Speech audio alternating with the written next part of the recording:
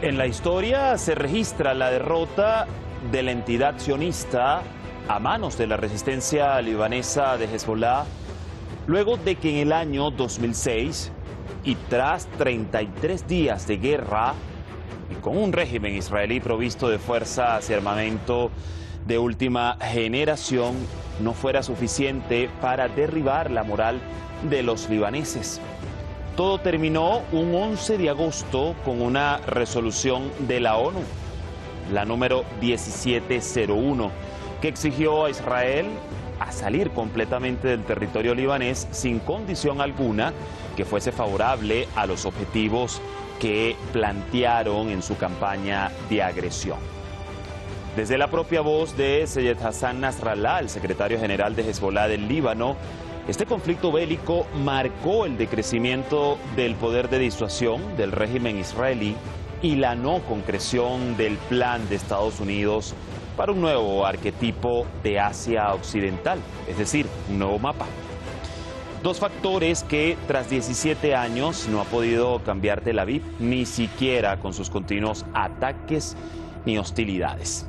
Les saluda Dani Pérez Díaz, buena semana para todos. Así iniciamos esta edición especial el día de hoy de Detrás de la Razón. Gracias por acompañarnos.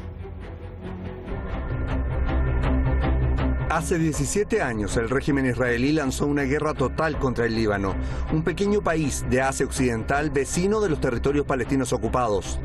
Después de 33 días de intensos combates, el 14 de agosto de 2006, la nación capturó la atención del mundo al infligir una derrota aplastante a una entidad relativamente dominante.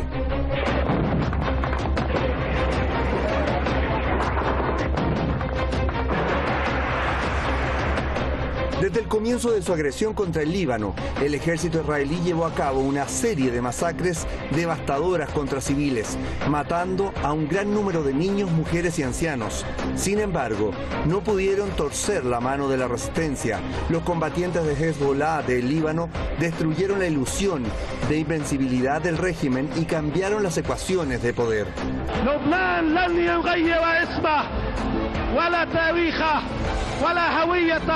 لبنان سوف يبقى لبنان الوطن ولبنان العروبة ولبنان المقاومة لبنان كل الأمة. Por primera vez desde mayo de 2000, cuando los soldados israelíes fueron expulsados de un territorio que habían ocupado en el sur del Líbano, un frente de resistencia trabajó al unísono para hacer frente a la agresión israelí. La mayor tontería que puede volver a hacer el enemigo es ir a la guerra con el Líbano. En este sentido, cada año la resistencia festeja esta epopeya. El canciller de Irán, Hossein Amir Abdollahian, felicitó a Hezbollah por el aniversario de la victoria del pueblo libanés. La vergonzosa derrota del régimen sionista en la referida guerra por parte de los combatientes de Hezbollah y el pueblo libanés es una de las hazañas brillantes de la resistencia islámica, que es considerado como un punto de inflexión en la historia de las luchas contra la ocupación. La República Islámica de Irán siempre está al lado de Hezbollah y, según el principio de apoyar el eje de la resistencia, no escatimará esfuerzos para ayudar al éxito y a la autoridad de la resistencia hasta la eliminación completa de la ocupación y la destrucción del sionismo. La llamada Guerra de 33 días fue un punto de inflexión estratégico para el grupo de resistencia que allanó el camino para convertirse en un eje fuerte en la región y redefinir los términos de disuasión del régimen israelí.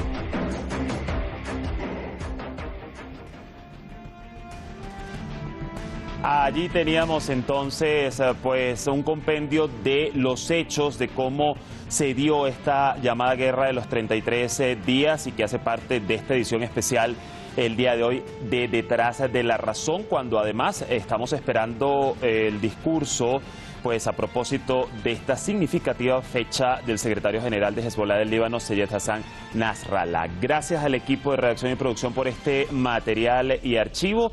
Nosotros vamos a presentar antes a nuestros expertos en la materia. Hoy nos estará acompañando Eduardo Luque, analista político, activista contra la guerra desde Barcelona, España.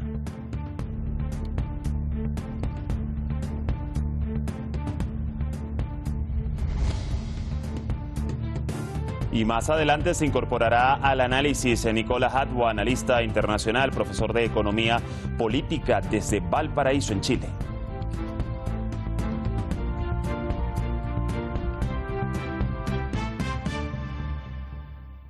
Así entonces arrancamos con el análisis en esta programación especial de Detrás de la Razón a propósito de la guerra de los 33 días entre la resistencia libanesa y el régimen israelí. Vamos a iniciar este análisis con Eduardo Luque. Te saludo, Eduardo, gusto que nos acompañes en esta edición especial. ¿Me escuchas bien? ¿Qué tal estás? Sí, os oigo perfectamente y encantado, como siempre, de estar nuevamente en el canal. Y más en estas fechas, en un día tan señalado. Así es. Bueno, vamos a remontarnos a hace 17 años, específicamente el año 2006 y esta llamada guerra de los 33 días. ¿Qué marcó este suceso, Eduardo, en primer orden para la resistencia libanesa de Hezbolá y en segundo lugar, viéndolo un poquito más macro, qué inflexión generó en la región de Asia Occidental y para otros movimientos de la resistencia? A ver, yo pienso que hay dos elementos que hay que tener en cuenta, que son, como bien has señalado, un interno y otro externo, ¿no? El interno se demostró que la capacidad de resistencia del pueblo libanés, encabezado por Hezbolá y otros movimientos políticos que también colaboraron en la lucha con la resistencia contra el Estado de Israel, fueron capaces de vencer y cambiar el paradigma militar que hasta ese momento había existido, ¿no? Como un ejército, el ejército del Estado de Israel, prácticamente invencible. Se demostraba que no era así, que era perfectamente derrotable y que de hecho tuvo que acabar la guerra al 33º día pidiendo la paz, puesto que no fue capaz de imponerse por las armas, demostrando que había un cambio estratégico fundamental en la zona, ¿no? Israel ya no iba a ser el matón de la escuela, sino que tenía que tener en cuenta a otros actores que eran perfectamente capaces de doblegarlo, ¿no? En este sentido. Y esto fue la primera demostración de que el paradigma militar y estratégico en la zona, en el Líbano, en la zona del Líbano, en Israel, incluso en Siria, habían cambiado de forma significativa. Sí. Y el segundo elemento importante a nivel estratégico, a nivel, digamos, exterior, fue la demostración precisamente de que el ejército del régimen de Israel era un ejército perfectamente batible y que toda aquella fantasía que habían ayudado los medios de comunicación a crear de la invulnerabilidad del ejército israelí, no era verdad. No era verdad, a pesar de que la televisión aquí en Occidente nos quiso pintar una guerra como una victoria o al menos un empate de Israel y Hezbolá, ¿no? Cuando los que veíamos los canales, en aquel momento me acuerdo perfectamente, veíamos que la cosa no cuadraba con el relato oficial que se lanzó desde Occidente, sino había un cambio sustancial que se había producido y que había que tener en cuenta. Sí. Y ya vamos a ahondar un poco más, Eduardo, en qué fue lo clave para que, a pesar de que Israel contara con esta cantidad de arsenal militar de vanguardia para esa época, pues no pudieran doblegar a la resistencia libanesa. Antes, déjame darle la bienvenida a Nicola, que ya está conectado con nosotros. ¿Qué tal, Nicola? Bienvenido a este especial de Detrás de la Razón. Gusto saludarte, Dani. Un agrado participar y saludar a Eduardo. Igualmente, gusto recibirte. Fíjate que, de hecho, bueno, hace más o menos 33 días analizábamos contigo el inicio, ¿no?, de lo que significó esta guerra y hoy estamos esperando, recordemos, dentro de pocos minutos el discurso de Seyed Hassan Nasrallah, ya una vez pasados esos 33 días y habiendo logrado esta proeza por parte de la resistencia libanesa. Te pregunto igual para conocer tu consideración y partir, ¿no?, del punto histórico y de la inflexión generada, como le preguntaba Eduardo, el significado para estos dos, digamos, polos. Uno, el Líbano, Hezbolá, por supuesto, y otro a nivel regional, Asia Occidental, ¿no? ¿Qué punto de inflexión generó la guerra de los 33 días? Bueno, Dani, a lo muy bueno que ha dicho Eduardo, yo le quisiera agregar dos cosas. Desde el punto de vista estratégico, el imperio y el Estado sionista sufrieron una derrota bastante importante. En primer lugar, porque Estados Unidos, no olvidemos que había planificado, junto con el Estado original sionista, habían planificado lo que ellos denominaron el nuevo Medio Oriente. Entonces, el plan era derrotar rápidamente a Irán, derrotar a Hezbollah, y ya tenían planificado la agresión a Siria. Por lo tanto, todo lo que era el proyecto que aplicaron los comunistas para Asia Occidental y Asia Central, era necesario derrotar a Irán y a Hezbollah. Es decir, fracasó, Nicola. Fracasó ese proyecto. Fracasó ese proyecto. Ese proyecto fracasó completamente. Ahora, el caso es que Hezbollah no solo hizo fracasar este plan, ¿no es cierto?, del nuevo Medio Oriente, sino que también, fíjate, que desnudó las traiciones de muchos gobiernos árabes.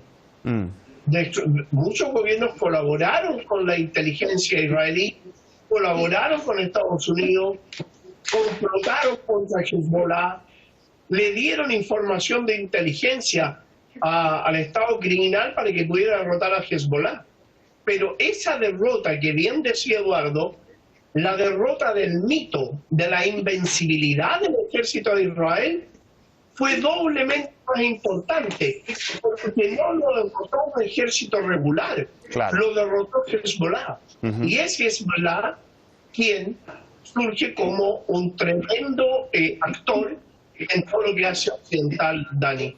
Y quizás no en vano, y eso me lo vas a decir un poco más adelante, desde esta fecha empezamos a ver cómo el discurso desde Washington, entre otros actores en la región, empiezan a enfilarse en contra de Hezbollah, bueno, al punto de incorporarlo en una lista negra, ¿no?, de Estados Unidos. Ya de eso vamos a hablar más adelante. Fíjate, regreso contigo, Eduardo, y retomando un poco los hechos en aquel 2006, que iniciaron en el mes de julio, con la excusa de recuperar a 2 soldados israelíes y alejar a Hezbollah más allá del límite del río conocido como Litani. El régimen de Israel pretendió, tú bien lo decías al inicio, demostrar una superioridad en el campo de batalla. Lanzó a su ejército provisto con la más moderna y actualizada tecnología en armas que incluía, recordemos, el tanque Merkava junto a la Fuerza Aérea y las naves marítimas. Pero sobre todo para nuestro público, explicarles esto es tan clave, aún con todo este equipo y la desigualdad en la cantidad de implementos militares. ¿Por qué crees tú que no pudieron contra Hezbollah y la resistencia libanesa? ¿Cuál fue el factor clave?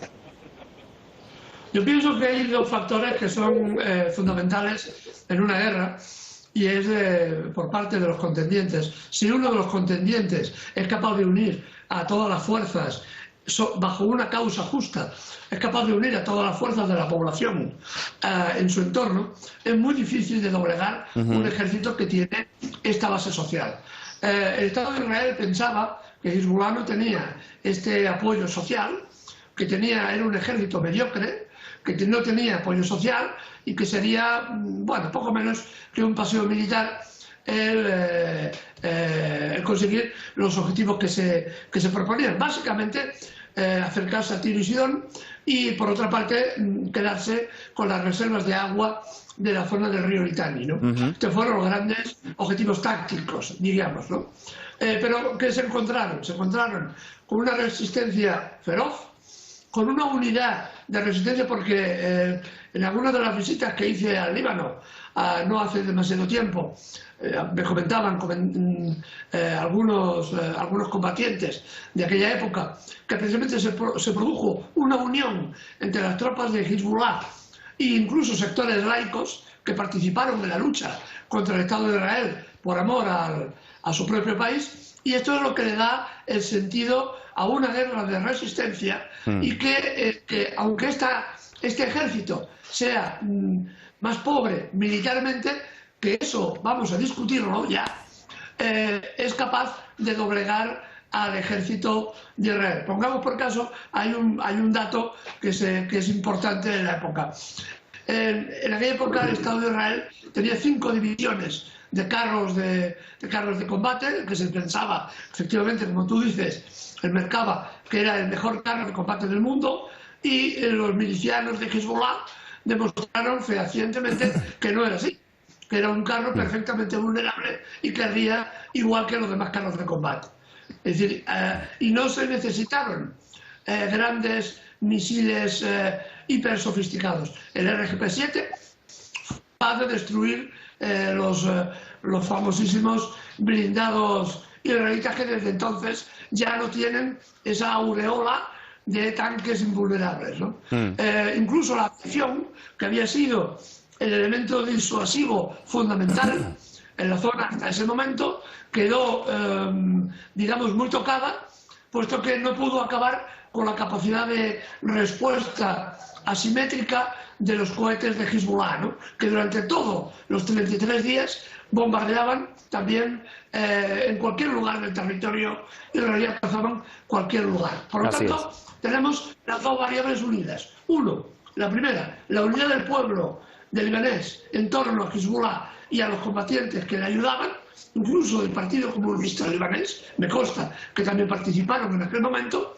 Y segundo, que era un ejército que estaba preparado también para la lucha en ese momento, y fue capaz de derrotar a un ejército teóricamente muy superior. Cosa que ahora, en el momento presente, si se pudiera repetir en las circunstancias anteriores, ahora Israel posiblemente correría el riesgo de desaparecer como Estado, porque la correlación de fuerzas militares ahora no está, ni muchísimo menos, tan disparatada a favor de Israel, ni mucho menos. Bueno, fíjate, parte de lo que ya veníamos analizando en el primer apartado del programa especial, el Seyed Hassan Nasrallah lo ha reiterado: el ejército israelí ha perdido esa imagen de ejército invencible, decadencia, declive y debilidad, y después de 17 años continúa en una situación crítica. ¿Cómo lo ves tú en este sentido, a la luz de incluso la hostilidad y las últimas agresiones que sigue cometiendo en contra de vecinos regionales y, por supuesto, los palestinos?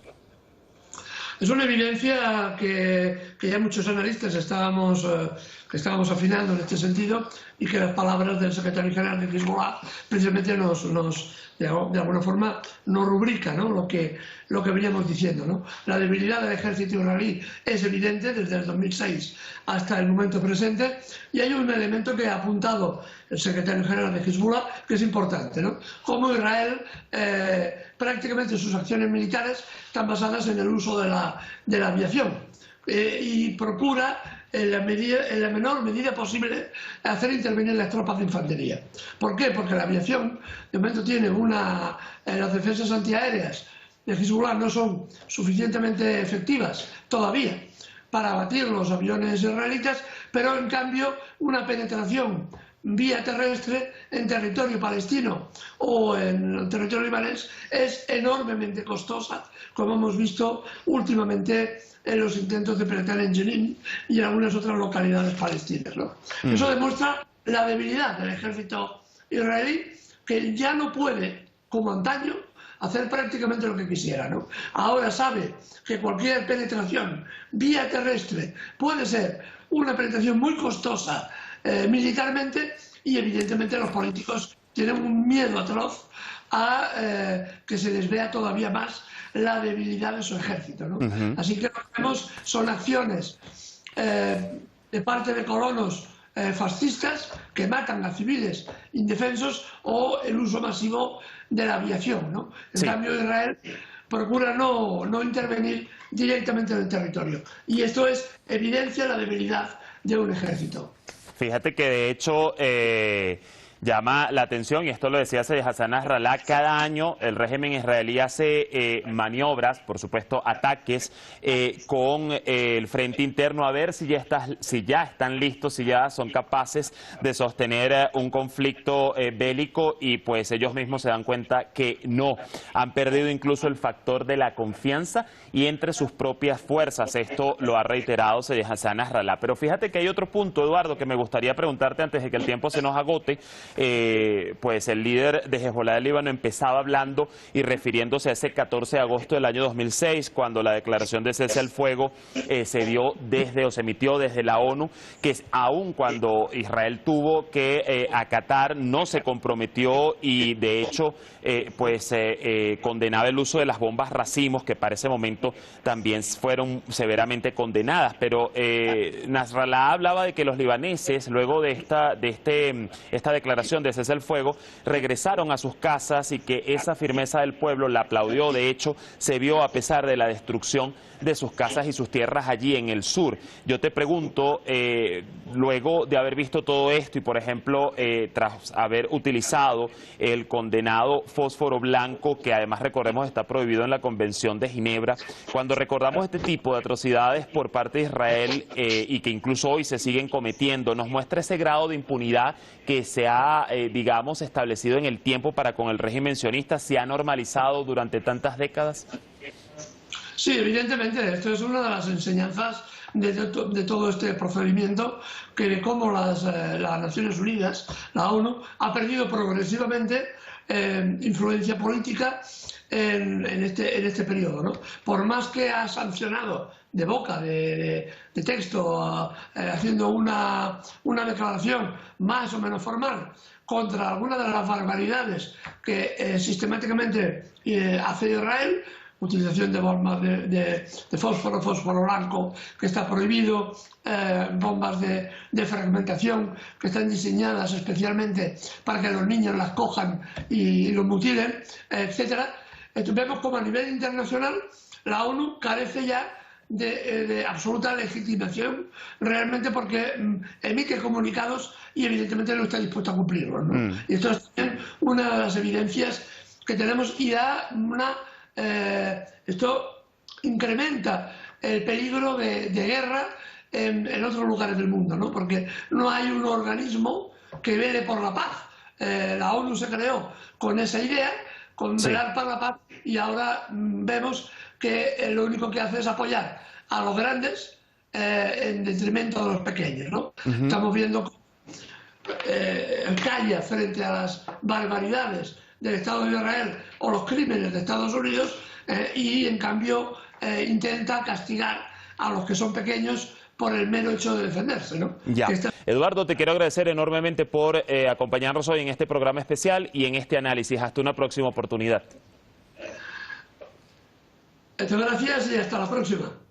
Gracias por tu análisis. Allí entonces el panorama. Lo cierto es que también Seyed Hassan Nasrallah aprovechó para agradecer a todos los aliados regionales que han colaborado y que han sostenido al eje de la resistencia día a día frente a esos adversarios. Así las cosas, cerramos este tema. Mañana nos vamos con más análisis acá en Detrás de la Razón. Un nuevo ataque al santuario de Shah Cheragh en Shiraz, al sur de Irán. Y esto a pocos meses de que se cumpla el primer aniversario del anterior atentado terrorista en este mismo lugar sagrado. Allí estaremos analizando también el cuestionamiento de las autoridades iraníes al silencio de Occidente. Buena jornada, les esperamos mañana.